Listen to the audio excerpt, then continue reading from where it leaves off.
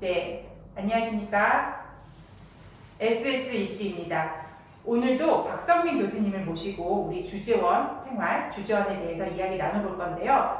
교수님, 네. 코로나가 이제 거의 이제 끝나가면서 네. 3년이라는 공백기 이후에 네. 여러 기업들에서 네. 이제 주재원들 많이 양성하고 선발해서 네. 파견 보내고 있다고 하는데 네. 요즘 좀 기업들에서 교육을 많이 하고 계시죠?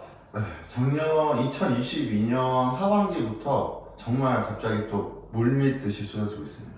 근데 제가 그냥 막연히 생각할 때는 네. 파견 전에만 교육을 받으면 될 것 같은데 네. 또 그 외에도 많은 교육을 하시더라고요. 어떤 교육들이 있을까요? 일단 주재원의 커리어대로 한다면 지금까지 한국 기업들은 대부분 말씀하신 대로 파견 전 교육만 했고 대부분 외국어 교육만 했어요. 네. 근데 이제 이게 2018년 넘어가면서부터는 이제 조금 바뀌기 시작한 게 일단 주재원 파견 전 교육에서 외국어 교육도 중요하지만 제가 이전 편에도 말씀을 드렸던 것 중에 하나가 주재원 교육을 왜 받아야 되느냐, 일단 저희가 나가면 리더가 돼야 돼요. 네. 과장님으로 나가셔도 가면 팀장님이시고요, 부장님이 나가시면 임원이에요. 본부장하고 실장 역할을 하셔야 돼요. 그러니까 쉽게 말씀드리면 전문용어로 글로벌 리더십을 갖추셔야 되는데 한국에서 리더를 안 해봤잖아요. 근데 가서는 리더가 돼야 되잖아요. 이거를 전문용어로 리더십 파이프라인 점프라고 얘기를 합니다. 네. 그래서 리더십 훈련을 하셔야 되고, 왜 또 글로벌 리더십이냐면 워킹 위드 포리너스예요. 한국인들 사이에서도 리더를 안 해봤는데 외국인들을 이끄는 리더는 얼마나 힘들겠습니까? 네. 그래서 글로벌 리더십이 굉장히 중요한 훈련 중에 하나고요. 그 다음에 이제 크로스 컬처. 해외에서는 하지 말라는 짓을 우리가 뭔지 모르잖아요. 네. 또 배워야 돼요. 그러니까 2010년대 우리나라 굴지의 대기업이 인도네시아에 가서 라마단 기간 때 네. 시식회를 했어요. 어머. 자, 인도네시아 네. 주 종교가 뭐죠? 힌두교? 불교? 자, 이게 지금 대표님도 교육을 받으셔야 될 게, 인도네시아는 89%가 무슬림이에요. 이 라마단 기간은 이 이슬람교를 창시한 그 마호멧의 그 도망 기간을 기리기 위해서 해가 떠 있을 때는 금식만 아시고 계시는데 그 몸도 포함됩니다. 건강하신 분들은. 자, 그런데 이 기간에 뭐를 했다고요? 시식해요. 자, 어떤 일이 일어났을까요? 퇴출당하지 않았나요? 그게 정상인데 네. 인도네시아 사람들이 시작해요. 라마단 기간이 끝나고 나서 궁금했대요. 도대체 어떤 건데 용감하게 라마단 때 시식회를 했냐 해서 대박이 났어요? 사실 이게 부끄러운 흑역사예요. 네. 근데 이런 것 때문에도 해서는 안 될 것들, 최소한 그거는 교육을 바꾸고 가야 돼요. 크로스 컬처. 그리고 어떤 기업에서는요, 이란에 파견을 하는데 어느 교육을 뭘 시켰는지 아세요? 영어? 아랍어를 시켰어요. 이란은 지금도 이란하고 사우디아라비아가 왜 안 좋으냐면 이란 민족하고 사우디아라비아 민족하고 민족적으로도 다르고, 사우디아라비아 쪽은 당연히 아랍어를 쓰지만 네. 이란은 이란어가 따로 있어요. 그러니까요.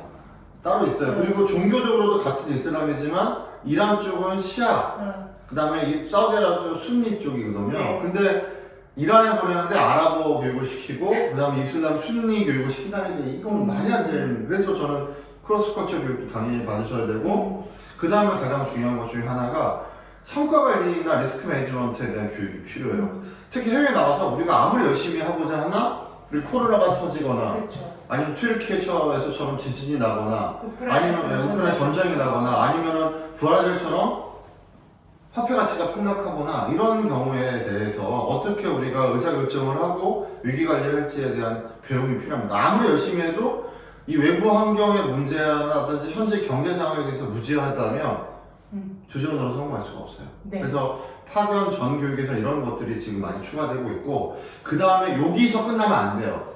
자, 제가 그냥 말씀을 드리자면 우리나라 이 주재원 교육 체계가 가장 완성이 된 데는 포스코입니다. 삼성전자가 아니에요. 포스코예요. 저도 삼성그룹 출신이지만 파견 전 교육도 다 안 시킵니다. 이건 리얼이에요. 자, 근데 전원이 받지는 않는다는 거예요. 파견 전 교육을 안 시킨다는 게 아니고 전원이 받지 않습니다. 워낙 뭐 자주 나가 사람들이 많고 그러다 보니까 포스코가 제일 이제 완성된 교육을 한다는 건 파견 전 교육을 하고요. 그다음 파견 중 교육을 해요. 그러니까 해외 나가면 교육 훈련을 받을 기회가 없으니까, 나도 나가오셔서 알겠어요. 남편분들 같은 경우에 주재원들이 소진이 돼요. 네. 근데 뭔가 보완을 받지 않고 해외에서 다 써버리거든요. 그렇죠. 내가 보완을 받을 기회가 없잖아요. 그래서 보통 주지원들 같은 경우에는 1년에 한두 번씩 국내 출장을 오지 않습니까? 네. 포스코는 그때 일만 시키지 않고 힐링? 실린 플러스 파견 중 교육. 그러니까 현지에서 뭐가 어려우냐 그거에 대한 보완. 그 다음에 글로벌 코칭. 그리고 그다음에 귀임 준비 이런 거에 대한 교육을 해주는데 이게 의외로 주지원들한테 굉장히 인기 높은 교육이에요. 그러니까 주지원 이제 중간 전문 과정이라고 네. 보시면 되고요. 그리고 다녀와서 이제 귀임 교육을 해야 돼요. 네. 근데 처음에는 제가 귀임 논문을 제가 우리가 최초로 썼습니다. 제 박사학위 논문이 귀임 논문이에요. 왜? 저도 귀임 적응이 힘들었거든요. 자, 사람은 적응의 동물이라고 말씀드렸는데 나갈 때만 힘든 게 아니에요. 내가 그 나라에서 4년 동안 살려오잖아요? 자, 중국 살다 오신 다음에 중국에서 약간 행동이 여유로워지지 않으셨었어요? 그렇죠. 그쵸? 네. 현지의 문화가 뵙게 돼 있어요. 네. 근데 갔다 오면 다시 빨리빨리잖아요. 그렇죠. 쉽지 않죠? 네. 똑같아요. 아무리 내 모국에 돌아오고 내가 다니던 회사에 돌아오더라도 이런 워킹 스타일이나 문화 차이가 있기 때문에 다시 적응하는데 6개월 정도 걸립니다. 그리고 맞아요. 다시 직무적인 재설계도 해야 되고 커리어 고도 새로 해야 되고 가족들도 세팅 다시 해야 되고 그래서 귀인 교육을 해야 되는데 이 귀인 교육을 우리나라에서 정기적으로 하고 있는 데가 몇 군데가 안 돼요. 자, 대표님, 우리나라에서 귀인 교육을 하고 있는 회사 어딜 것 같아요? 포스코요. 네, 지금 포스코 얘기했죠? 네. 거기 왜? 포스코요?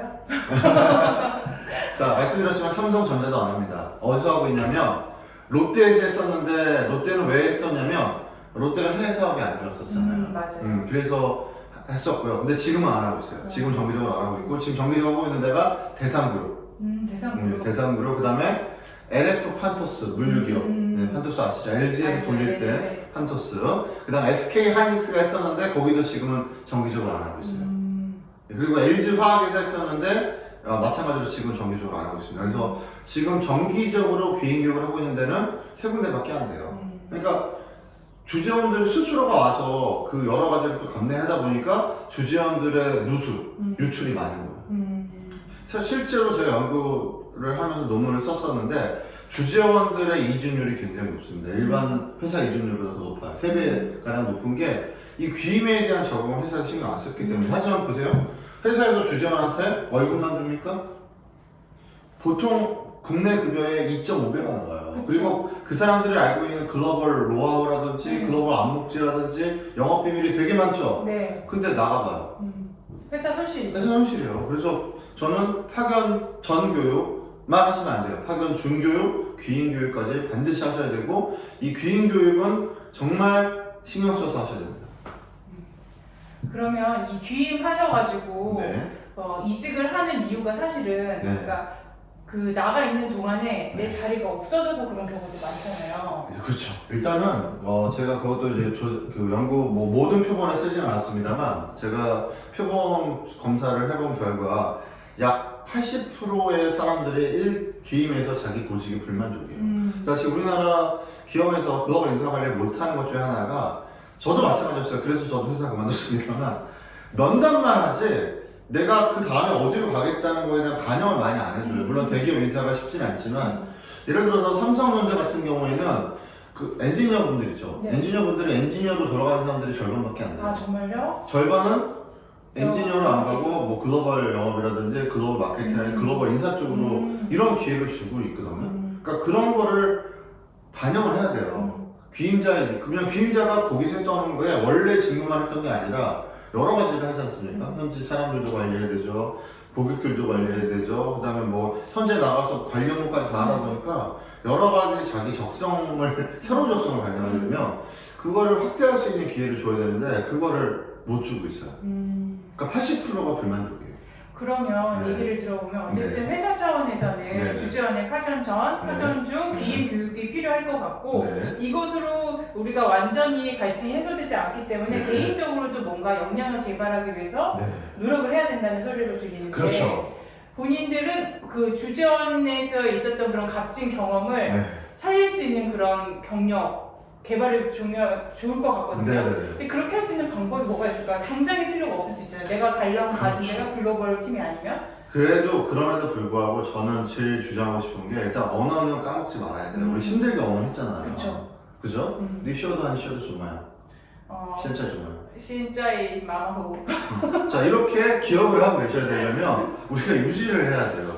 저희가 지금 중국어를 뭐라고 얘기를 했냐면, 너 지금 중국어 말하는 거 실력 어때? 라고 제가 여쭤봤는데, 어쨌든 대답을 하셨어요. 적당히 한다. 라고 얘기를 하셨는데, 이렇게 유지를 하셔야 돼요. 그리고 가장 중요한 게 뭐냐, 외국어보다 더 중요한 게, 우리가 출장 나랑 다를 수 있는 디퍼런스가 뭐냐면, 현지의 우리 네트워크예요. 돌아왔다가 연락 딱 끊어버리는 사람들 많거든요. 네. 그쪽 현지 고객들이나 현지 같이 일하는 외국인 직원들, 네. 계속 연락해야 돼요. 그게 우리의 소중한 자산이에요. 그렇네요. 그걸 왜 끊어버립니까? 요즘 SNS 얼마나 좋습니까? 네. 그죠? 네. 그 다음에 세 번째로는 나의 커리어 고울이에요. 내가 계속해서 글로벌 쪽으로 갈 거면 커리어 전직을 하셔야 돼요. 그러니까 나는 주정 맡아서 이제 법인장 하다가 글로벌 사업단장 임원이 될 건지, 아니면 원대 복귀해서 그냥 내 의무를 팔 건지, 자, 어느 쪽으로 갈 건지, 내 글로벌 경력을 어떻게 움직일 건지에 대한 경영 목표를 새롭게 설정하십시오. 주어진 대로 살아가려고 하면은 주재원의 경험이 의미가 없습니다. 네. 오늘 좀 마무리해 보도록 하겠는데, 회사에서 지원을 해주는 그런 교육 플러스 내 스스로 나의 역량을 개발하기 위한 노력, 이 두 가지가 잘 믹스가 될 때 우리 주재원들이 귀임을 하시고 올바른 길로 이렇게 커리어 패스를 닦아가실 수 있을 것 같습니다. 다시 말씀드리지만 주재원 경험은 누구한테나 오는 경험이 아니기 때문에 잘 이용하셔야 됩니다. 소중한 경험입니다. 네, 소중한 경험. 네. 저도 오늘 소중한 시간이었습니다. 감사합니다. 네, 오늘도 함께 해주셔서 감사합니다. 감사합니다.